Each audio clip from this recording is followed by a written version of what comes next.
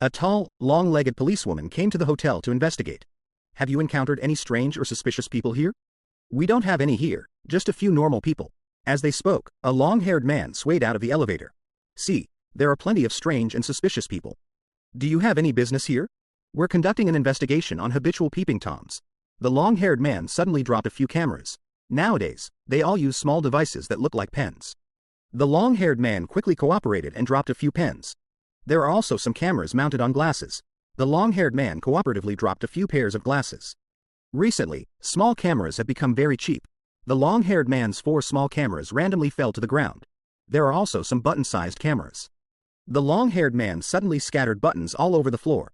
Some even use small mirrors to take pictures under girls' skirts. The long-haired man cooperatively pulled out a small mirror from his bag. Time seemed to stand still for about 6 seconds. The long-haired man was thinking, should I run? The policewoman was thinking, should I chase him? Then, the long-haired man dashed out. He didn't care if it was dangerous, he just ran across the street. He shattered the glass of a car. The policewoman, on the other hand, was different. If she accidentally hurt her long legs or scratched her pretty face, that would be bad. After all, she hasn't found a boyfriend yet. By the time he crossed the street, the long-haired man had already disappeared. The long-haired man on Taobao even stole a small electric scooter. At this moment, Mylan made a grand entrance. He crossed his arms in front of his chest, stepped on a balance scooter, and quickly caught up to the long-haired man. With a fierce pounce, he pinned the long-haired man beneath him. Mylan yanked off the long-haired man's wig. It turned out to be an old acquaintance from years ago. Back then, the long-haired man was a charming young man, and Mylan was a gentle and beautiful lady. Mylan took out a pair of silver handcuffs to give to the long-haired man. The long-haired man refused and turned to run. He ran all the way to the rooftop. Seeing no way out, he shouted, "Ah shi ba," and pulled out a knife from his chest. Mylan directly pulled out a gun. The long-haired man shouted, "If you have the guts, shoot me dead. If I blink, I'm your grandson." Mylan immediately emptied all the bullets from the gun, leaving only one inside. "I'll fire 2 shots at you. If both are blanks, you can go. If you get hit, it's your bad luck." After saying this, Mylan clicked the trigger. Luckily, the shot was a blank. Seeing how fierce this woman was, the long-haired man quickly knelt down and called her grandma. The second shot, with a bang, was a real bullet. Changmao sighed with relief, thankful that grandma called him early. This scene was witnessed by the 2 siblings across the building. Changmao was so scared he wet his pants. Mylan told him to take off his pants. Changmao was reluctant, but a hard slap changed his mind. Afterwards, Mylan threw Changmao's pants into the trash heap. She said his mom could use anything to make a biochemical weapon. Looking at the heroic woman in front of them, the siblings both found their dreams. The sister wanted to become a detective when she grew up. The brother wanted to find a detective wife for himself. Due to Mylan's success in capturing criminals, she was commended by her superiors. The brother took the opportunity to present her with flowers and confessed his feelings, leaving Mylan bewildered. During the photo session, he even stood behind Mylan. In the blink of an eye, several years passed. The brother achieved his dream and married Mylan, and even their child is old enough to run errands. Because of the marriage, Mylan was transferred to the petition center. The sister also achieved her dream and successfully joined the detective team. Shengjing, dressed as a flight attendant, was conducting a sting operation. Suddenly, a pervert came and sprayed ink on his leg. He asked his colleagues to quickly arrest him, but the 2 male colleagues were chatting and didn't notice. As a result, the pervert got away. Then another man came by and accidentally spilled ink on Shengjing. Without a word, Shengjing grabbed a trash can and went after him. Later, Mylan rushed to the police station. "Who hit my husband?" After watching the video, she realized it was her sister-in-law. "How could you hit him so hard? Even if you don't consider him as my husband, he's still your brother." After returning home, the 2 started arguing. What made it worse was that Shengjing was also transferred to the petition center due to her violent enforcement. Living under the same roof was one thing, but now they had to work together too. How could anyone live like this? A girl walked in nervously, put down her phone, and left immediately. Mylan sensed something was wrong, picked up the phone, and chased after the girl. The girl had just reached the middle of the road, crying, when she was hit by a car. Realizing the situation was complicated, they checked the girl's phone and found out her inappropriate video had been uploaded online. It was said that if the likes exceeded 30,000, the entire video would be released. This was a new type of crime. They would secretly film people uploading inappropriate videos to websites for profit. Some girls can't take it and choose to commit suicide. Shengjing feels this is a serious matter and he must intervene. So, he went to the hospital to visit the girl. The doctor detected drugs in the girl's blood. The girl's best friend told Shengjing that a few days ago, she and the girl went to a nightclub, and midway, several men came over to chat and invited them upstairs to hang out.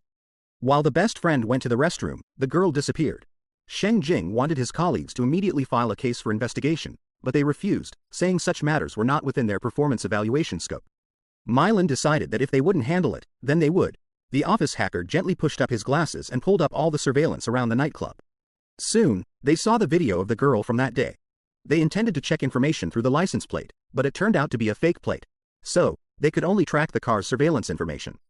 The hacker slightly moved his fingers, and the keyboard was tapped rapidly. Just as they were getting excited, the mayor arrived at their office. Turning around, Mylan and Sheng Jing seemed to be focused on their work. During work hours, shouting would result in a deduction of 3 points from their performance evaluation. As soon as the mayor left, the two quickly gathered around to discuss. Are you two setting up outsiders here? Finally, Sheng Jing promised to introduce the hacker to the most handsome guy in the team, and the hacker agreed. With a series of operations, the Snakefoot soldier quickly locked down the location of the hotel. Then, a scene from the beginning of a movie played out. Sheng Jing chatted with the front desk while Chong Mao cooperated with the act. Then, he was caught by Mylan. This time, Chong Mao wet his pants again. After reaching the rooftop, they dried their pants while interrogating. Chong Mao said there's a new type of perfume called magic perfume.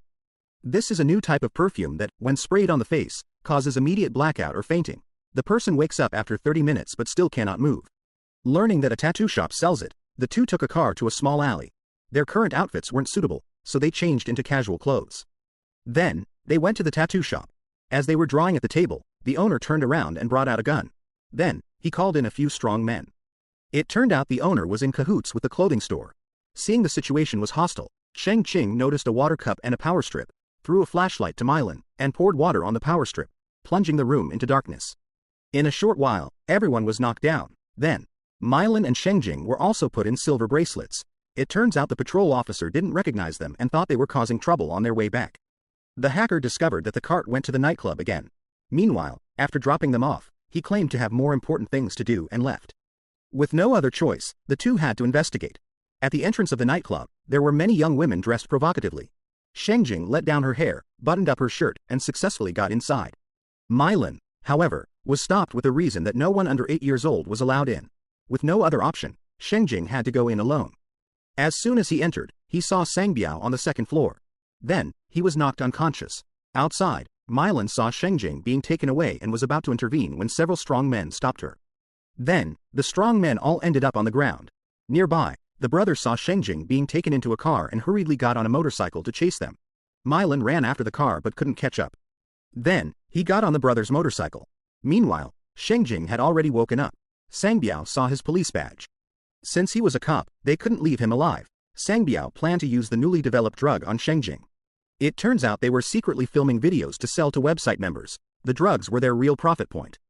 Just as they were about to act, the brother burst in. Mylan realized she couldn't rely on the brother. Then, he was also pinned down by Sang Biao. Just as Sang Biao was about to torture them, his subordinate said the place had been exposed, and a large number of police might arrive soon. Sang Biao planned to set them on fire. Fortunately, Mylan quickly cut through the ropes. Then, the three of them jumped out like zombies. The next day, they went to the petition center but received a letter of dismissal from the bureau. Sheng Jing went to the bureau, where the TV was broadcasting news about a girl who committed suicide because of a video. Meanwhile, they were happily celebrating something else. Sheng Jing took out the handcuffs, smashed the TV with a single blow, and after a resolute speech, threw his badge into the trash can. Pointing a gun at the drug dealer's head, he said, "If you don't tell me who your accomplices are, I'll shoot you right now." At this moment, the captain finally woke up. This matter must be dealt with. Forget about performance metrics. Everyone gear up, and I'll take full responsibility. The commander also came to his senses. It turns out he was previously the captain of the mobile unit and was transferred here because of his marriage. This matter must be handled. Then, all the police officers were dispatched, and the petition center turned into a command center, constantly monitoring the whereabouts of the criminals. Soon, the Shaolo gang members were caught one by one. Seeing Sang Biao's car ahead, Sheng Jing hit the gas and rammed into it. Next, Sang Biao drove straight into the pedestrian street, recklessly ignoring the pedestrians. Soon, the car stalled and came to a stop. Sang Biao got out and rushed into the mall. Mylan blocked Sang Biao. Without much talk, they started fighting. But Mylan was no match for Sang Biao. Just as Mylan was getting beaten, Sheng Jing came over and kicked Sang Biao away. But he was also no match for Sang Biao. Meanwhile, the onlookers were just busy taking pictures, and no one stepped forward to help. Just as Sang Biao was scolding the onlookers, Mylan rushed over again and pinned Sang Biao down. Unexpectedly, Sang Biao played dirty and stabbed Mylan in the side. Then, he took Mylan hostage with the knife. At this moment, Sheng Jing aimed a gun at him. Then, he mimicked the big sister's move from back in the day, ejecting all the bullets from the gun and loading only one. Next, he threw the gun away. At this moment, his brother rushed over in time and successfully blocked the handgun. While Sang Biao was momentarily stunned, Sheng Qing kicked Sang Biao back. Mylan seized the opportunity, quickly turned around, and grabbed Sang Biao. Go, you! Sang Biao was completely subdued. Then, the team members arrived just in time. Because the two of them had successfully captured him, they were not only reinstated to the police force but also personally awarded medals by the chief. The movie, Mrs. Cops, ends here. This movie tells us that when girls go out, they must protect themselves and not give criminals any opportunity. Alright, if you want to see more great movie reviews, please follow me. Bye bye. Yeah!